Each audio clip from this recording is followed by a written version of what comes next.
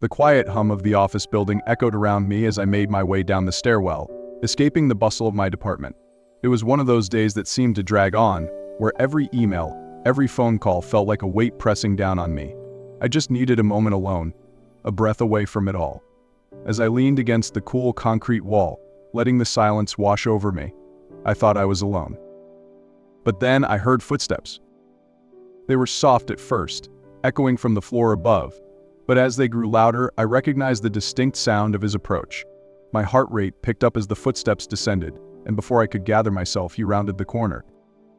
It was Michael, my boss. He stopped in his tracks when he saw me, a faint look of surprise crossing his face. I had worked under him for almost a year, yet I still found it hard to get used to his presence. Tall, confident, and always impeccably dressed, he had a way of commanding attention with a single glance. The air shifted as he looked at me, his expression unreadable. "Taking a break?" he asked, his voice low but clear, carrying a hint of amusement. I managed a weak smile, feeling suddenly self-conscious. Just needed a moment. "It's been a long day." He nodded, his gaze steady, and took a step closer. "I understand. This place can be relentless sometimes." There was a pause, a moment where neither of us spoke, the only sound our breathing and the distant hum of the building. The stairwell felt unusually intimate, a secluded escape from the demands of the office, and I became acutely aware of his presence, the way his gaze seemed to linger a bit too long. "I didn't think anyone else ever came down here," I murmured, hoping to break the silence. He chuckled softly, crossing his arms as he leaned against the wall opposite me. "I guess we both had the same idea. Sometimes it's nice to step away from it all, isn't it?"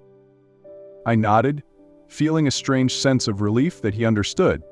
We'd had casual conversations in passing before, but this felt different, more personal. There was a warmth to his voice that I hadn't noticed before, a subtle gentleness beneath the authority he usually carried. "So," he said, his gaze holding mine, "what's been weighing on you today?" His question took me by surprise. I wasn't used to my boss asking me about my feelings, and I felt a twinge of embarrassment. "Oh, it's just the usual. Deadlines, reports, the constant barrage of emails." He nodded thoughtfully, his expression softening. "I know how that is. It can feel like you're drowning in it all." For a moment, there was something vulnerable in his eyes, a glimpse of the man beneath the professional facade. And in that instant, I felt a connection, a shared understanding that went beyond the formalities of the office. It was unexpected, unsettling even, but I couldn't deny the warmth that spread through me as we stood there, exchanging quiet words in the stillness of the stairwell. "It's good to know I'm not the only one who feels that way," I said softly, my voice barely above a whisper. His gaze lingered on me, a small, almost hesitant smile playing on his lips. "You're not alone. We're all just trying to keep up." Another silence settled between us, but this time it was charged, heavy with an unspoken tension that seemed to wrap around us. I could feel my heart pounding in my chest, my palms growing clammy as his eyes held mine, refusing to let go. "I should probably get back to work," I murmured, breaking the silence, though a part of me didn't want to leave. He nodded slowly, but he didn't move. Instead, he reached out, his hand brushing lightly against my arm. The touch was brief, almost accidental, but it sent a shiver through me. His fingers lingered for a heartbeat too long before he pulled away, his gaze filled with something I couldn't quite read. "Take a few more minutes if you need them," he said softly, his voice barely above a whisper. "Sometimes a little space is all we need." With that, he turned and made his way back up the stairs, leaving me standing there, my heart racing, my mind reeling. The feel of his touch lingered on my skin, a quiet reminder of the brief moment we'd shared, a moment that had somehow left me breathless. Over the following days, I couldn't shake the memory of that encounter. I replayed it in my mind, analyzing every glance, every word, every touch. It was ridiculous, I told myself. He was my boss, and I was nothing more than an employee, one of dozens under his supervision. But the look in his eyes, the way he had lingered, had stirred something inside me, something I couldn't ignore. Our interactions became subtly charged, each meeting, each passing conversation filled with an undercurrent of tension that hadn't been there before.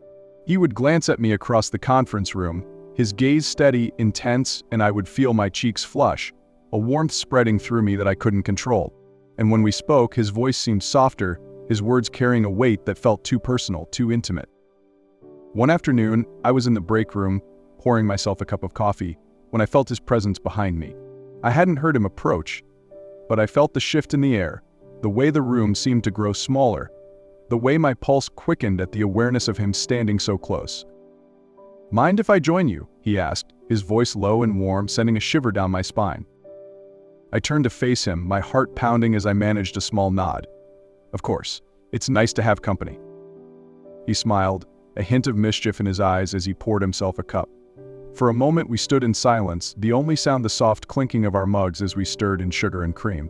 But the silence felt different, thick with an unspoken tension that made my skin tingle, my breath hitch. "You seemed a little distracted in the meeting earlier," he said, his gaze steady on mine. "Is everything all right?" I swallowed, feeling a flush rise to my cheeks. "Oh, just a lot on my mind." He nodded, his expression softening as he took a step closer. "If you ever need to talk, you know you can come to me. Sometimes just saying things out loud can make them easier to handle." There was something in his voice, a warmth, a gentleness that made my heart ache. It was a side of him I hadn't seen before, a softness beneath the professionalism, and it left me feeling vulnerable, exposed in a way I hadn't expected. "Thank you," I whispered, my voice barely audible. "I appreciate that." His gaze lingered on mine, a quiet intensity in his eyes that made my breath catch. And then, before I could process what was happening, he reached out, his hand brushing lightly against my arm, his touch warm, grounding. The moment felt suspended in time, a fragile connection between us, a line that neither of us dared to cross, but couldn't seem to ignore. His hand lingered, his thumb brushing softly over my skin, and I felt my heart race, my pulse quickening as I met his gaze. "It's nothing," he murmured, his voice a whisper. But the look in his eyes told a different story, one filled with unspoken words, hidden emotions. We stood there, the world around us fading as we held each other's gaze, the connection between us deepening with each passing second. I knew it was wrong, knew that this was a line we couldn't cross. But in that moment, all I wanted was to stay there, to hold on to the warmth of his touch, the quiet intensity of his gaze. The next few days felt like a blur, every moment punctuated by fleeting glances and accidental touches that left me reeling. I'd catch his eye across the office, and he'd hold my gaze just a second longer than necessary, a silent acknowledgement of the connection we were trying so hard to ignore.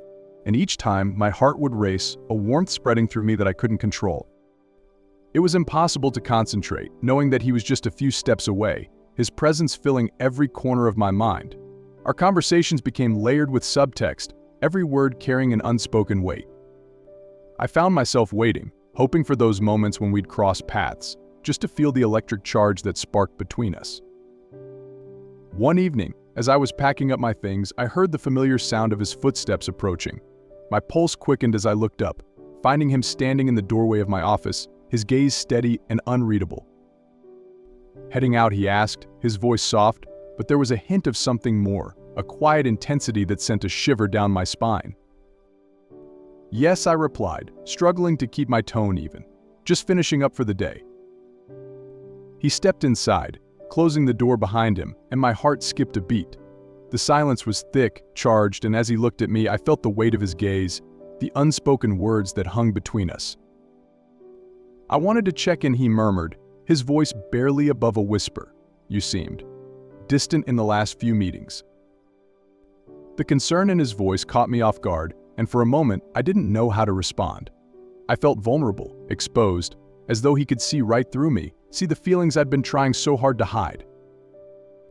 "It's just been a lot lately," I replied, my voice trembling slightly. "I'm trying to keep up, but..." He took a step closer, closing the distance between us, and I felt my breath hitch. His gaze softened, and in that moment, I felt a connection that went beyond words, a quiet understanding that neither of us dared to voice. "You don't have to do it alone," he said, his hand reaching out to brush against mine, his touch warm, grounding. "If you ever need anything, I'm here." The sincerity in his voice made my heart ache, and before I could stop myself, I reached out, my fingers curling around his. It was a simple gesture, but the feel of his hand in mine, the warmth of his skin, sent a jolt through me. "Thank you," I whispered, my voice barely audible.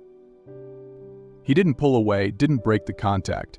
Instead, he held my gaze, his thumb brushing softly over my knuckles in a gesture that felt both comforting and dangerously intimate. I knew I should let go, knew that this was crossing a line we couldn't afford to cross, but I couldn't bring myself to pull away. The air between us grew heavier, the silence thick with unspoken words, and I felt my heart racing, my pulse quickening as he took a step closer, his gaze never leaving mine. I could feel the warmth radiating from him, the quiet intensity in his eyes that sent a thrill through me. "Maybe we should talk," he murmured, his voice a low, rough whisper that made my breath catch. "About whatever this is." I nodded, unable to find the words to respond. My mind was a whirlwind of emotions, my heart pounding as I searched his gaze, trying to understand what he was feeling, what he wanted. Without another word, he took my hand, leading me toward the door. My heart raced as we made our way down the hall, each step filling me with both excitement and a growing sense of dread. I didn't know where we were going, didn't know what this would lead to, but I couldn't bring myself to stop. For a long moment, neither of us spoke. The only sound we reached the stairwell, the quiet, secluded space that had become our unspoken sanctuary, and he closed the door behind us. The silence was thick, the dim light casting soft shadows across his face as he looked at me, his expression unreadable, breaths shallow and uneven.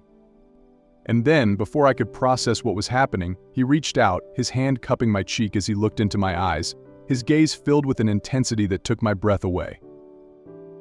"This is complicated," he murmured, his voice a mixture of hesitation and longing. I nodded, my heart pounding as I leaned into his touch, feeling the warmth of his hand against my skin. "I know." His thumb brushed softly over my cheek, a gentle caress that sent a shiver through me, and I felt my resolve crumbling, my carefully constructed walls beginning to fall apart. Every rational thought, every reason to stop, faded into the background as I looked into his eyes, seeing the same conflict, the same longing. Without another word, he leaned in, his lips brushing softly against mine in a kiss that was both tentative and full of unspoken promises. It was a question, a plea, and I answered it, my hands finding their way to his shoulders as I kissed him back, my heart racing as the connection between us deepened. The kiss grew more intense, filled with a passion that we'd both been holding back, a quiet desperation that had finally been set free. His hand slid down to my waist, pulling me closer, and I felt a warmth spread through me, a feeling of completeness that I hadn't realized I'd been missing. We broke apart only when we were breathless, our foreheads resting together as we struggled to catch our breath. His hands lingered on my waist, his grip firm but gentle, and I looked up at him, seeing the same mixture of emotions that I felt mirrored in his eyes. This can't happen," he whispered, his voice filled with regret. I nodded, feeling a pang of guilt, of sadness, but I couldn't bring myself to pull away. Instead, I reached up, my hand cupping his cheek as I looked into his eyes, a silent plea for him to stay. "I know it's wrong," I murmured, my voice trembling, "but I don't want this to end."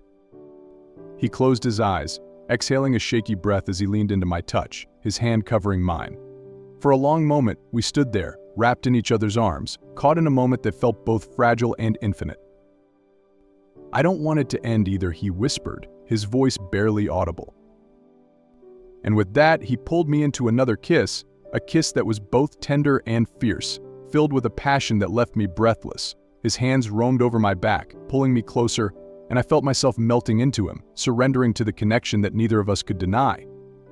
Time seemed to blur as we stood there in the quiet of the stairwell, our bodies pressed together, our breaths mingling in the small space between us. Each touch, each kiss felt like a promise, a silent declaration of everything we couldn't say out loud. But as the reality of our situation began to creep back in, I felt a wave of guilt wash over me, a painful reminder of the line we'd crossed. I pulled away, my heart heavy, my gaze dropping as I struggled to process the whirlwind of emotions that had taken hold of me. I don't know what this means," I whispered, my voice barely audible. He took a deep breath, his hand lifting to brush a strand of hair from my face. "Neither do I," he admitted, his gaze filled with a quiet sadness. "But I know I don't want to lose this, whatever this is." A part of me wanted to believe him, to hold on to the hope that we could find a way through this, but the weight of our actions loomed large, a shadow that neither of us could ignore.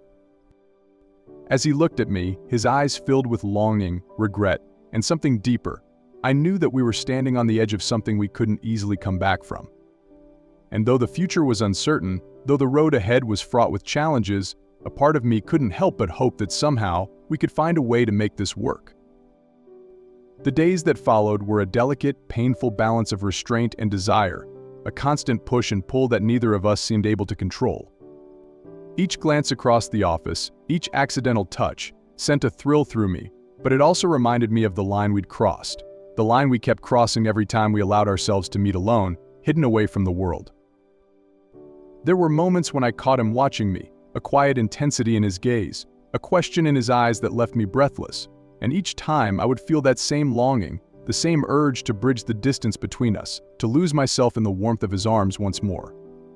But there was always the weight of guilt, the shadow of consequences that loomed over us, keeping us tethered to the lives we'd built outside of this stolen connection. One evening, as I was wrapping up for the day, I felt his presence behind me, a familiar warmth that made my heart race. I turned to find him standing in the doorway, his expression unreadable. "Can we talk?" he asked, his voice low, almost hesitant. I nodded, my throat tight as I gathered my things and followed him. He led me back to the stairwell, our unspoken sanctuary, and as we stood there in the quiet, I felt the tension between us, thick and suffocating. He leaned against the wall, his gaze focused on the ground as he took a deep breath. "I don't know how much longer we can keep doing this," he murmured, his voice barely above a whisper. "I can't keep pretending that everything is normal." The vulnerability in his voice cut through me, and I felt my chest tighten as I looked at him. "I know," I whispered, my voice trembling, "but I don't know how to stop." He looked up, his eyes filled with a mixture of longing and regret. "Neither do I." For a moment we stood there in silence, the weight of our situation pressing down on us. And then, as if drawn by some invisible force, he took a step closer, his hand reaching out to brush against my cheek. The touch was soft, a gentle caress that made my heart ache, and as I looked into his eyes, I knew that whatever happened next, there would be no going back. "I need you to know something," he murmured, his gaze steady on mine. "This, what we've shared, it's real for me." Tears pricked at my eyes as I took in his words, the sincerity in his voice, the raw emotion in his gaze. "It's real for me too," I whispered, my voice breaking. He pulled me into his arms, holding me close as I let my emotions spill over, my heart aching with the knowledge that this moment, this connection, couldn't last. We stood there, wrapped in each other's embrace, clinging to the fragile hope that somehow we could find a way to make this work. But as the days passed, reality began to creep back in, casting shadows over our stolen moments. The guilt grew heavier, the burden of our secret weighing down on us both. We started to pull back, our interactions growing more distant, each of us trying to protect ourselves from the inevitable end. One afternoon, as I was leaving a meeting, I found him waiting for me in the hallway. There was a sadness in his eyes, a resignation that made my heart sink, and I knew, without him saying a word, that our time together was running out. "Can we talk?" he asked softly, his voice filled with a quiet sorrow. I nodded, my throat tight as I followed him back to the stairwell. We stood in silence for a long moment, neither of us wanting to be the first to speak, both of us knowing that this conversation would change everything. He took a deep breath, his gaze steady on mine. "I don't regret any of this," he murmured, his voice trembling slightly. "But I can't keep doing this to you, to us." I felt a tear slip down my cheek, and I reached out, my hand finding his, holding on to him for one last time. "I understand," I whispered, my voice barely audible. "But I don't regret it either." We stood there, holding each other's hands, our connection silent but profound, both of us mourning the loss of what could have been. And as we shared one final embrace, one last kiss filled with all the love and longing we couldn't put into words, I knew that this would be our goodbye. As I walked away, leaving him behind in the stairwell, my heart felt heavy, a hollow ache that I knew would take time to heal. But there was also a sense of peace, a quiet understanding that what we'd shared, though fleeting, was real, was worth the heartache. And though the future was uncertain, though the pain of our parting was sharp and unforgiving, I knew that a part of him would stay with me, a quiet reminder of a love that defied the boundaries of our everyday lives. In the end, we returned to our separate worlds, our lives moving forward as though nothing had changed. But deep down, we both knew the truth that we had shared something beautiful, something unforgettable. And even though our paths would no longer cross, the memory of our time together would remain, a bittersweet reminder of the love we had found and the price we had paid to let it go.